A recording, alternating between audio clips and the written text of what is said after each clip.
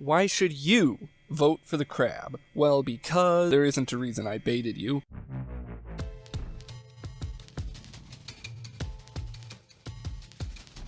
If you clicked on this video expecting some raging rant about why penguins and armadillos suck butt, then I misled you, but I also took advantage of Mojang's terrible way of handling expectations.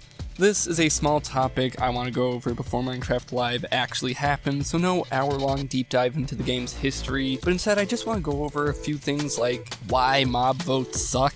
Okay, let's keep this nice, clean, and simple. Mob votes have been a thing since 2017, with the first one being very simple for very early concepts of mobs A, B, C, D, introducing new things that weren't really in the game at that time, or different ways to do things. Now, right off the bat, this mob vote is better than the ones that came ahead of it because of a few reasons. One, these were very early concepts. No fancy graphics, no detailed descriptions on what they do, just vague ideas of what they could do, not even where they would spawn or anything, not super specifically at least. So when the community came together to vote, it wasn't really out of frustration or infighting of what should be added. All mobs had a very equal chance of adding something cool. So there weren't really any campaigns for specific mobs, just a fair and equal debate over what people wanted. In the end, Mob B won, because people just really wanted a hostile mob in the skies of the overworld. After the vote ended, it would take almost a full year before the mob was added into an update, which, you know what, I'm gonna say for the first mob vote is pretty reasonable. They barely had concepts for these guys, so a whole year of development makes a lot of sense. What do we get out of it? Phantoms! Yeah, okay, in hindsight a lot of people really dislike phantoms in the game, but their concepts were still good. Now, we wouldn't see another mob vote until 2020.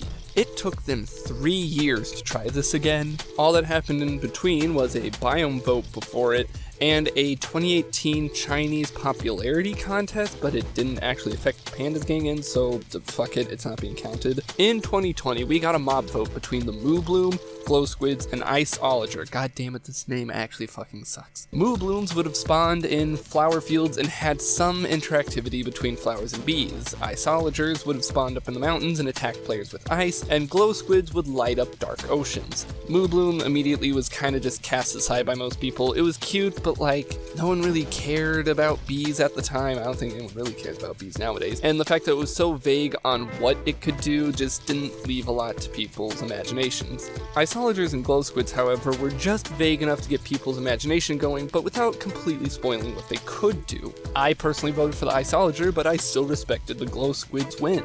A mob that can light up the dark parts of ocean, maybe there's a way we can put them on leads and take them down for underwater exploration. Now, in hindsight, they kinda lied because the Glow Squid doesn't actually light up surrounding blocks, but like the idea was there. But you can immediately see a difference between the two mob votes that we got so far. 2017's very vague ideas that allowed the community to equally vote on them since we all were clueless, and then you've got 2020, where each mob has been mostly thought out, their visual designs have been mostly thought out, where they spawn has been mostly thought out, and their names have been mostly thought out, so it's clear to see that these ideas are a lot more fleshed out than the 2017 ones. So, logically, it should take less time for these mobs to be introduced when they're voted for. How long did it take between the Glow Squid being voted for and actually being added to the game? Almost a year again. Okay. Along comes 2021 with a new mob vote between the Alley, the Glare, and the Copper Golem. Again, it's a case of 3 fully thought out concepts. They've gone even more in depth with them, with specific use cases for the mobs, where they spawn, their final designs, and yet they're still making players vote. Look, I'm fully in the house of we have no idea what's going on behind the scenes, we don't know how long it takes to work on stuff, or the crunch time, or how Microsoft handles it, but I do think it's a bit unfair that they have these fully fleshed out concepts between all 3 of these mobs, and they're still making people vote on only one. I was a firm believer in the Copper Golem having the ability to just push random buttons. The Glare just didn't really entice me at all, but I still would have liked all 3. I don't get it.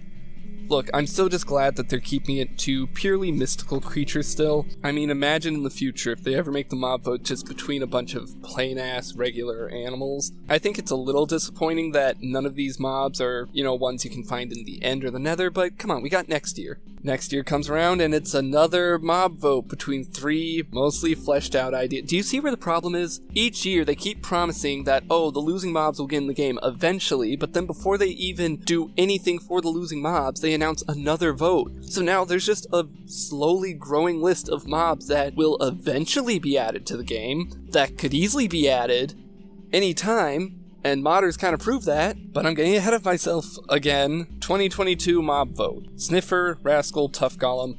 Why the fuck did the Sniffer win? Look, tell me honestly. Look me in the eye honestly. When you clicked on this video, did you even remember that the Sniffer was a thing? I am 100% going to bet that most people kind of forgot about this mob vote in general. I forgot about it, almost completely. I remember Glowsquid's Move Blooms, Isolators, Glares, Copper Golems, all of them.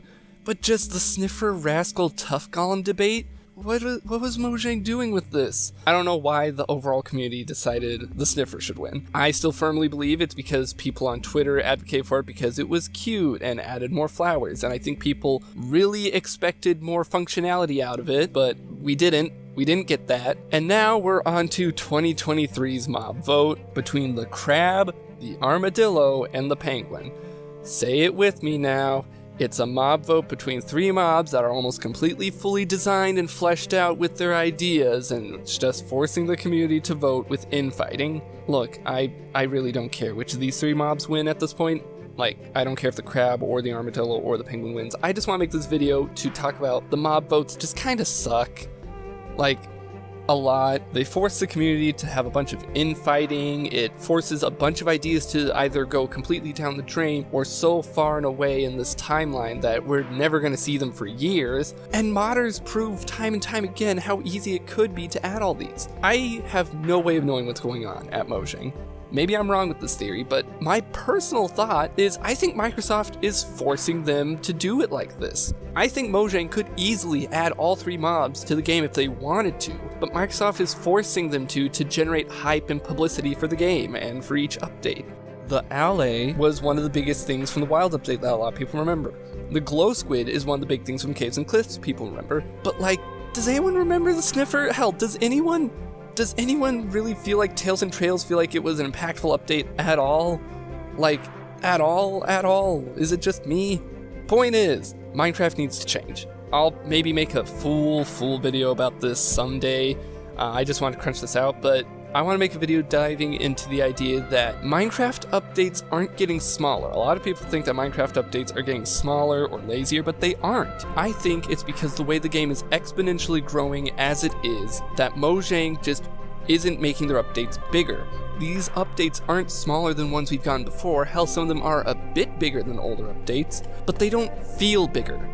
Mojang really needs to stop with the mob votes and the hype train, because they're gonna keep getting more and more forgettable and more frustrating to watch good ideas go to waste, all for the sake of temporary hype. Thank you for listening to this TED Talk. See you in the next upload, probably.